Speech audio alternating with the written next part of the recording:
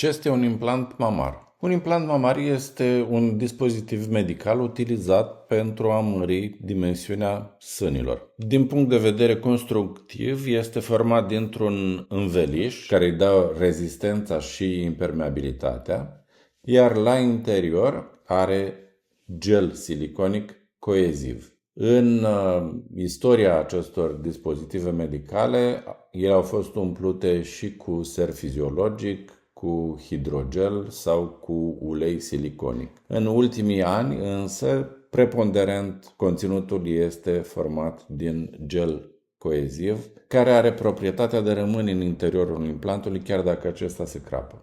Și iată, am tăiat implantul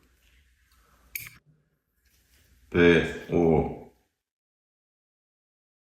întindere destul de mare și iată gelul iese în momentul în care îl presez și intră înapoi în momentul în care am eliberat presiunea.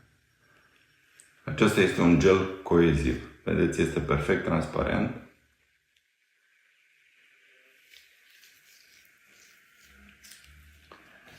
Și voi merge mai departe, voi tăia implantul complet și veți vedea că nici în acest caz gelul nu iese din interiorul implantului.